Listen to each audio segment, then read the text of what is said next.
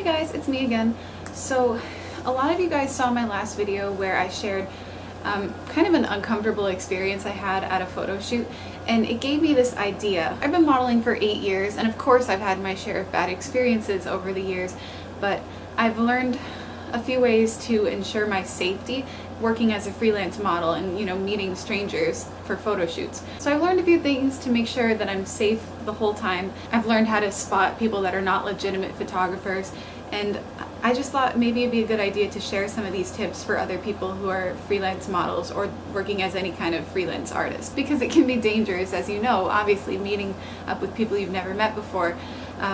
So I wanted to share some of my tips to make sure that you don't get yourself into any kind of bad situations. So I guess I'll run you through kind of like a scenario that I would typically experience and my step-by-step system. So let's go from the beginning. Let's say you get a message from a photographer and they say something along the lines of, "Hey, I like your look. Would you be interested in booking a shoot together?" Something like that. So my first step would be to click on their name and look at their pictures that they have.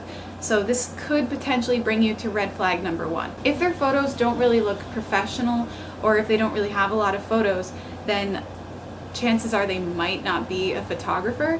However, there is a chance that they just don't keep their photos on their social media profile. They might keep their photos somewhere else. So if that's the case, I'll just send them a message and say, "Hey, I don't really see any of your work here. Is there another place that I could see some of the photos that you've done?" So they'll either show you some of their photos, or they'll tell you they're a new photographer and haven't really done a lot of photo shoots yet. So if they do say that, that's not necessarily a deal breaker. Just take that as a first little warning sign. So we'll continue talking. My next question is, what kind of photo shoot do you have in mind? Because I've actually had a full-on conversation, then booked the shoot, and then just the day before then realized that they wanted me to be doing something that I was not comfortable with and I had to cancel. So it would be best just to save yourself and the photographer time and ask them what they want you to do. So ask them what sort of concept they have in mind, what they would like you to be wearing, stuff like that. You could even ask them to send you sample pictures of what they mean, possibly taken by another photographer that inspired this. I always ask for examples just to be absolutely sure I know what I'm getting myself into. If you're not comfortable with the concept they have in mind, then just let them know and make sure you establish some kind of boundary. So tell them exactly what you are not comfortable doing so there isn't any sort of confusion. So either they're going to be okay with this or they're not. If they're okay with this, then great. Then move forward and continue planning. If they're not okay with this, then that is a big red flag. If they're going to try to push your comfort zone, that is someone you don't want to work with. Something else I should have mentioned earlier is if they do have a lot of pictures on their social media page, pictures that they've taken, but they don't tag any models, that is another red flag. If you don't see any models tagged or mentioned, that's a red flag. So because why wouldn't you tag a model? That it's good publicity for you and for them. The only reason a person wouldn't tag a model is, well, 1, either they're lazy, or 2, they maybe there was a bad experience with the model and they didn't want to tag them.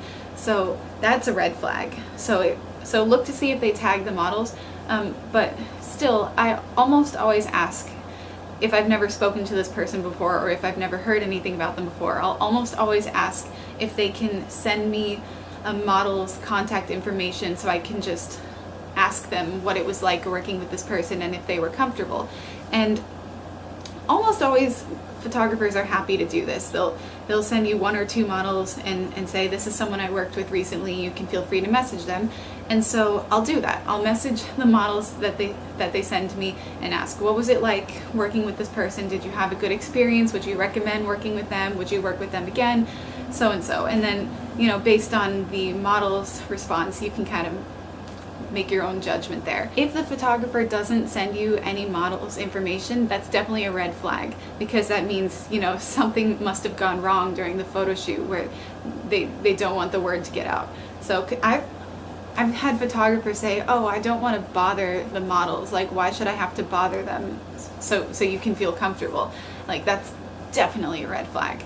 But if all goes well and you get a good review from the models that you contact, then proceed forward. But if you're still kind of unsure about someone, then sometimes what I'll do is ask if I can bring someone along. I don't always do this, I do sometimes bring a friend or my boyfriend to a photo shoot with me, and like, you know, it's chill. Like they'll carry lights and they'll help out in any way that they can, but I pretty much just bring them along just to be sure that I'm safe. But I don't always do this when I ask if I can do this. I'll just ask to bring a friend to see what their reaction is. And if they say absolutely not, you can't bring anybody, that's definitely a red flag. Also, quite often I have photographers say, sure, you can bring anybody you want, but don't bring a boyfriend. That's like a huge red flag. Like, geez. And I get that all the time. You wouldn't even believe how often I have photographers say, yeah, bring anybody you want, but not a boyfriend. Like, I don't want to deal with boyfriends. I mean, I guess I can kind of get that. Like, maybe some boyfriends don't really like seeing their girls like get all dressed up to have pictures taken of them. Like, I guess I kind of get that, and maybe some boyfriends would cause a scene, but it's just, you know, it's you can't deny that's definitely a red flag. So so if a photographer says that, that's kind of where I draw the line and say, I don't think this is going to work out. But if they say they're okay with you bringing someone, you don't necessarily have to bring someone. Definitely do it if that would make you more comfortable, but I usually just ask to see what their reaction would be. So the next step would be to start planning the shoot. This is when I bring up my rate. Most of the time photographers are okay with my rate, but every now and then they ask if I can give them a discount. So, I mean, this is kind of irrelevant to the whole topic of the video, but I do offer discounts when people travel to me, or if I've worked with them before, stuff like that. So you make your own decision on how strict you want to be with your rate. If it would make you feel more comfortable, you can always ask for them to do a deposit first. So maybe pay half of what they would owe you before the shoot, and then the other half after. That way, after the shoot, they can't just be like, oh, I forgot my wallet. But that's up to you if you want to do that. I do sometimes do that, you know, just in case. So after you've planned the shoot, make sure that you're going to be like totally comfortable with everything that you're doing.